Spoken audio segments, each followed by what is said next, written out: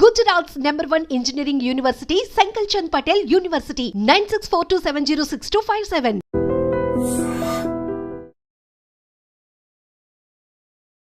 Hi hello నమస్తే welcome back to iDream media. ఈరోజు మనతో ఉన్నారు 30 ఇయర్స్గా లా ప్రాక్టీస్ చేస్తూ ముఖ్యంగా ఇమ్మిగ్రేషన్ మనకి లాయర్గా ఉన్న రాహుల్ రెడ్డి గారు మనతో ఉన్నారు. ఈ స్టూడెంట్ వీసాకు సంబంధించి ఓపీటీ అండ్ స్టెమ్ ఎక్స్టెన్షన్ గురించి ఈరోజు ఎపిసోడ్లో మాట్లాడబోతున్నారు. మీకు ఏ డౌట్స్ ఉన్నా సరే కామెంట్ సెక్షన్లో మెన్షన్ చేయండి. దానిపై మరిన్ని సిరీస్ ఎపిసోడ్స్ రానున్నాయి. Hi sir. నమస్కారం. బాగున్నారా? బాగున్నాను sir. How are you? Good. Sir, ముఖ్యంగా స్టూడెంట్ వీసా మీద ఎవరైతే వెళ్తూ ఉంటారో వాళ్ళు ఇనిషియల్ పీరియడ్లో వాళ్ళకి ఓపీటీ మీద ఇచ్చే ఈ టైం పీరియడ్ అనేది ఏ విధంగా ఉంటుందంటారు? లేటెస్ట్గా దాని మీద ఎటువంటి అప్డేట్స్ రానున్నాయంటారు? ఇప్పుడు నార్మల్గా డిగ్రీ చేసేటప్పుడు కానీ బ్యాచిలర్స్ కానీ మాస్టర్స్ చేయగానే మన పిల్లలు ఎక్కువ మంది మాస్టర్స్ పోతుంటారు కాబట్టి మాస్టర్స్ గురించి ఎక్కువ మాట్లాడదాం. మాస్టర్స్ డిగ్రీ అయిపోయిన తర్వాత వాళ్ళకు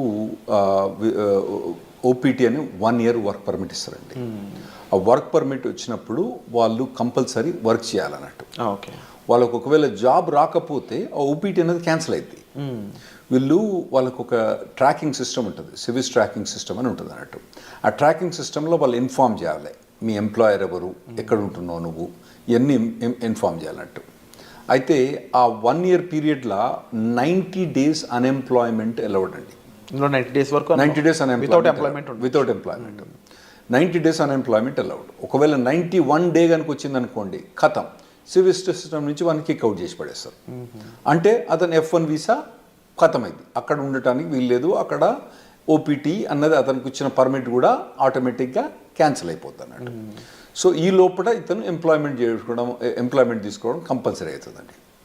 సో ఈ లోపు ఎంప్లాయ్మెంట్ వచ్చింది అనుకుందాము, ఆఫ్టర్ 1 year ఆ ఎంప్లాయ్మెంట్ మీద ఎటువంటి ప్రొసీజర్ ఉంటుంది? స్టెమ్ ఎక్స్టెన్షన్ అనేది కంపల్సరీ చేయించుకోవాలి. అసలు స్టెమ్ ఎక్స్టెన్షన్ ఎందుకు చేయించాలంటే? అయితే ఇప్పుడు నార్మల్గా డిగ్రీస్ అక్కడ 2గా డివైడ్ చేస్తారండి. ఒకటేమో స్టెమ్ డిగ్రీ అంటే నార్మల్గా సైన్స్ కానివ్వండి, తర్వాత ఫిజిక్స్ కానీ, మ్యాథ్స్ కానివ్వండి, తర్వాత కంప్యూటర్ సైన్స్, ఇంజనీరింగ్ డిగ్రీస్, ఇవన్నీ స్టెమ్ డిగ్రీస్ అంటారండి. ఓకే. గవర్నమెంట్ అక్కడ పిల్లల్ని స్టెమ్ డిగ్రీస్ చేయడానికి ప్రమోట్ చేయడానికి ఈ స్టెమ్ ఎక్స్టెన్షన్ ఒకటి పెట్టింది అన్నట్టు.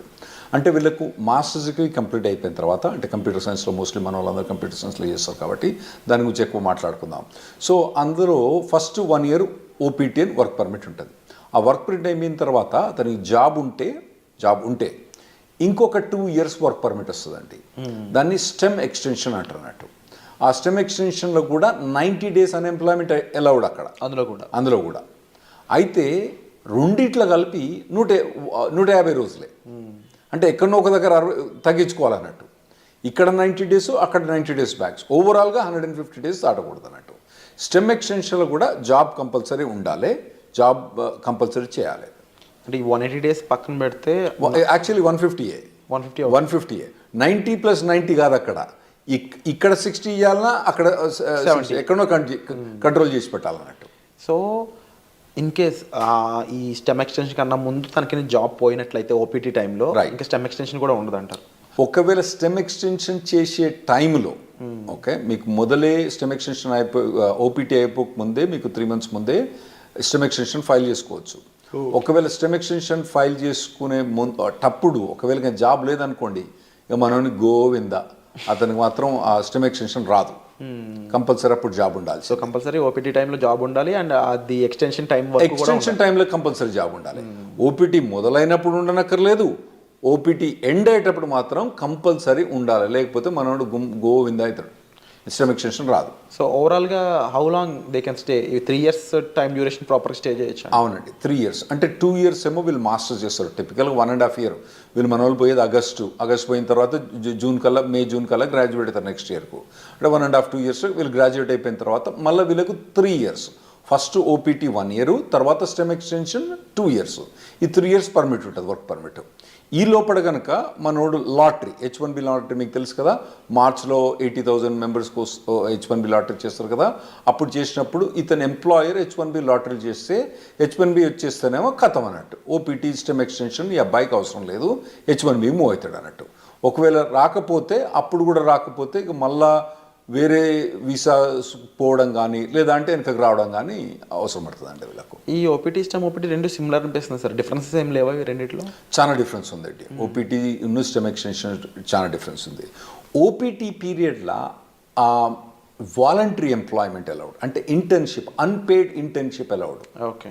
అంటే ఏదైనా కంపెనీ ద్వారా కానీ ఏదైనా ట్రైనింగ్ ఇస్తాననుకోండి, ఈ అబ్బాయి కనుక అక్కడికి పోయి, అబ్బాయి కానీ అమ్మాయి కనుక అక్కడికి పోయి వాళ్ళు ట్రైనింగ్ తీసుకుంటే పని చేయకున్నా కూడా ట్రైనింగ్ తీసుకున్నందుకు దానికి డబ్బులు ఇవ్వరు వాళ్ళు. ఎందుకంటే ట్రైనింగ్ ఇచ్చేది ఎక్కువ, డబ్బులు ఎందుకు ఇస్తాడు? ఇవ్వడు కదా. ఇవ్వనప్పుడు కూడా ఇతను ఓపీటీ పీరియడ్లో అక్కడ ట్రైనింగ్ తీసుకుంటే అది ఎంప్లాయ్మెంట్ కింద కౌంట్ అవుతుందండి. ఓకే. అదే స్టెమ్ ఎక్స్టెన్షన్కి వచ్చేటప్పుడు కంపల్సరీ పెయిడ్ ఎంప్లాయ్మెంట్ అన్నది అవసరం. ఓపీటీ పీరియడ్లో ఏమో voluntary or unpaid internship allowed, paid allowed, unpaid allowed. కానీ స్టెమ్ ఎక్స్టెన్షన్కి వచ్చేవాడు కంపల్సరీ పెయిడ్ అలౌడ్ అని, కంపల్సరీ పెయిడ్ ఉండాలి. పెయిడ్ లేకపోతే మనోడు బయటపడాల్సి వస్తుంది అన్నట్టు. ఈ అన్ఎంప్లాయ్మెంట్ రూల్ అనేది ఎలా వర్కౌట్ అవుతుంది ఓపీటీలో కానీ స్టెమ్ ఓపీటీలో కానీ? రైట్. ఇప్పుడు ఓపీటీ ఉన్నప్పుడు నేను చెప్పాను కదండి 90 days. ఓకే, 90 daysలో అంటే ఇతను కనుక ఒక 30 days కనుక సేవ్ చేసుకుంటే మళ్ళీ నెక్స్ట్లో కూడా 90 వాడుకోవచ్చు. అంటే ఇక్కడ 60 వాడుకొని మళ్ళీ నెక్స్ట్ 90 వాడుకుంటే బెటర్.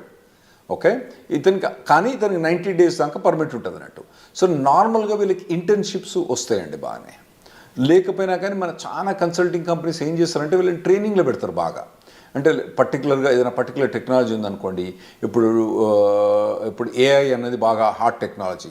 ఈ పూర్వగాలను ఏం చేస్తారు, ఈ పూర్వగాలను తీసుకొని మొత్తం అందరినీ మంచిగా ఒక ట్రైనింగ్ ఇప్పించేసి వాళ్ళకి బాగా పర్టికులర్ దాని మీద ట్రైనింగ్ చేసి ప్లేస్ చేస్తారు. అంటే ఎంప్లాయర్ కూడా లాభం ఉంటుంది, ఎందుకంటే వీళ్ళు ప్లేస్ చేసినప్పుడు వాళ్ళకి వచ్చే డబ్బులలో వాళ్ళ కమిషన్ ఉంటుంది కదా, అది బాగానే వాళ్ళకు ఉంటుంది కాబట్టి అట్లా చాలా. సో ఓపీటీ పీరియడ్ అన్నప్పుడు నార్మల్గా అయితే మన వాళ్ళు ఎవరికి కూడా ఇబ్బంది ఉండకూడదండి. ట్రైనింగ్ బాగానే ఇస్తారు, ట్రైనింగ్ బాగానే ఇచ్చే కంపెనీలు ఉన్నాయి, వీళ్ళు తీసుకునే కంపెనీ. స్టెమ్ ఎక్స్టెన్షన్కి వచ్చేటప్పుడు మాత్రం ఇబ్బంది అయింది. ఎందుకంటే స్టెమ్ ఎక్స్టెన్షన్ మీద ఉన్నప్పుడు పేమెంట్ అన్నది, పెయిడ్ జాబ్ అన్నది ఉండాలి కదా.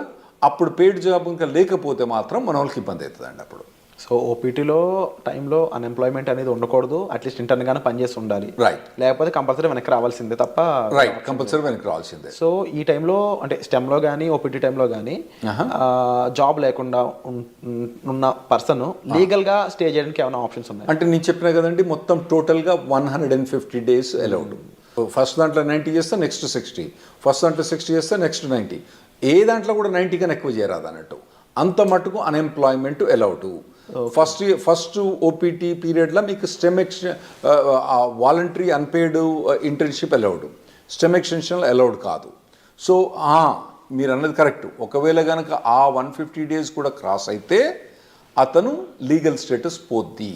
ఇవన్నీ ఇన్ఫర్మేషన్ ట్రాకింగ్ ఎక్కడ ఉంటుంది అంటే సివిల్ సిస్టంలో ట్రాకింగ్ ఉంటుంది అన్నట్టు. వాళ్ళు ట్రాక్ చేస్తూ ఉంటారు అన్నట్టు. ఇవన్నీ వీళ్ళు చెప్పాలి, పిల్లలు పోయి వాలంటీర్గా నాకు జాబ్ పోయింది పోలేదని. అందులో కూడా ఇన్వెస్టిగేషన్స్ అవుతూ ఉంటాయి అప్పుడప్పుడు. ఒకవేళ మనోడు జాబ్ చేస్తాడనుకోండి, జాబ్ పోయిందనుకోండి, వీడు చెప్పలేదనుకోండి, దెన్ అతనికి ప్రాబ్లం రావచ్చు. ఇంకోటి ఏంటంటే కంపెనీ కూడా ఇన్ఫార్మ్ చేస్తుంది కాలేజ్కు, అరే నాయన మా దగ్గర పనిచేస్తాడు కానీ ఇప్పుడు వీడు మా దగ్గర లేడు అని చెప్పి వాళ్ళు కంపెనీకి ఇన్ఫార్మ్ చేస్తారు, మన యూనివర్సిటీకి ఇన్ఫార్మ్ చేస్తే వీళ్ళని టర్మినేట్ అయిపోతారు అన్నట్టు. సో ఆ పీరియడ్లో ఎంప్లాయ్మెంట్ అనేది చాలా అవసరం అండి. అయితే ఈ స్టెమ్ ఎక్స్టెన్షన్లో 40 hours జాబ్ అవసరం లేదు, 25-30 hours జాబ్ కూడా చేసుకోవచ్చు. ఒకవేళ కనుక అతనికి తక్కువ జాబ్ ఏదైనా దొరికిందనుకోండి, తక్కువ టైంలో దొరికిందనుకోండి, స్టెమ్ ఎక్స్టెన్షన్లో ఆ 25 hours 30 hours కూడా చేసుకోవచ్చు అన్నట్టు. ఇది స్టెమ్ ఎక్స్టెన్షన్. ఫస్ట్ 1 year కాదు, తర్వాత నెక్స్ట్ 2 yearsలో. ఓపీటీలో ఇన్ కేస్ ఈ ఫ్రీ జాబే ఉంది, ఇంకా అవును నెక్స్ట్ స్టెమ్ ఎక్స్టెన్షన్ ముందు కూడా ఫ్రీ జాబే ఉంది అంటే ఓపీటీ నుంచి స్టెమ్ ఎక్స్టెన్షన్ పోయేటప్పుడు ఆ స్టెమ్ ఎక్స్టెన్షన్ జాబ్ అన్నది కంపల్సరీ పెయిడ్ జాబ్ ఉండాలి, లేకపోతే USCIS పర్మిషన్ ఇవ్వదు, స్టెమ్ ఎక్స్టెన్షన్ ఇవ్వదు. సో లీగల్గా వీళ్ళు ఎలాంటి అప్లై చేయొచ్చు? ఫర్ ఎగ్జాంపుల్ అప్పటికి జాబ్ ఫైండ్ అవుట్ చేయకపోతే లీగల్గా ఇంకేం చేయలేరు అంటారా? అవునండి. స్టెమ్ ఎక్స్టెన్షన్ అప్పుడు కనుక ఒకవేళ కనుక ఫస్ట్ 1 yearలోనేమో వీళ్ళకి ఇంటర్న్షిప్ జాబ్స్ ట్రైనింగ్స్ బాగానే ఉంటుంది.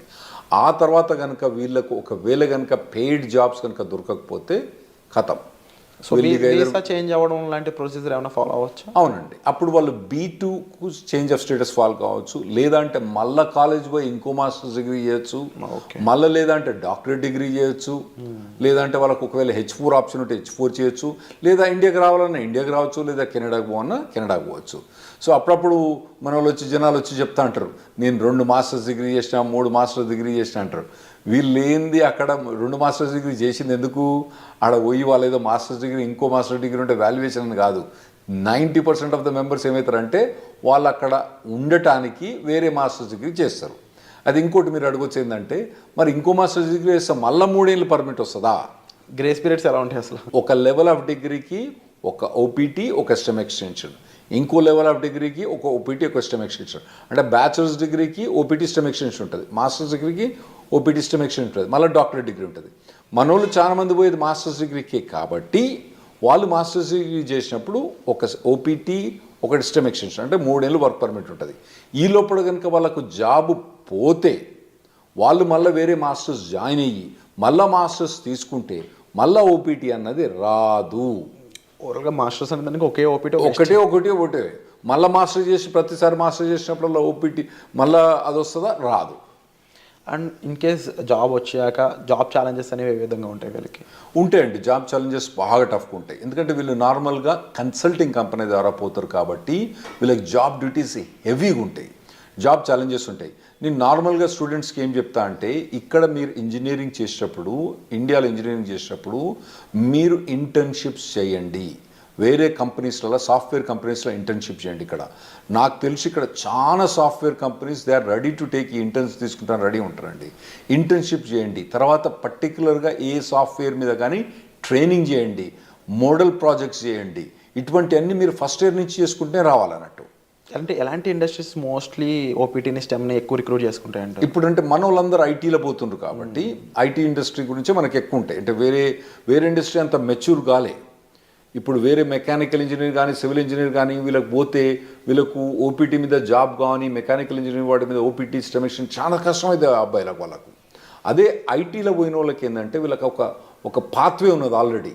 చాలా మట్టుకు జాబ్ ఆపర్చునిటీస్ బాగానే ఉన్నాయి. కాకపోతే మన పిల్లలు ఏం చేయాలంటే మొదటి నుంచే వీళ్ళు ట్రైన్ కావాలి. ఏదైనా పర్టికులర్ టెక్నాలజీ ఎంచుకొని వీళ్ళు ఫస్ట్ ఇయర్ బ్యాచిలర్స్ డిగ్రీ కానీ, సెకండ్ ఇయర్ బ్యాచిలర్స్ డిగ్రీ కానించి అప్పటి నుంచి ఏదైనా టెక్నాలజీ ఎంచుకొని పోవాలి. తర్వాత ఏంటంటే మధ్యలో టెక్నాలజీ చేంజ్ అయిందనుకోండి, చేంజ్ కావాలి దానికి టెక్నాలజీ. ఎందుకంటే టెక్నాలజీ ఎంత ఫాస్ట్గా చేంజ్ అయిందంటే, ఆర్టిఫిషియల్ ఇంటెలిజెన్స్ ఏంటంటే 3 ఏళ్ళ కింద దాని పేరేం లేదు, నవిడియా పేరేం లేదు. ఇప్పుడు అది number 1 company in the world అయిపోయింది.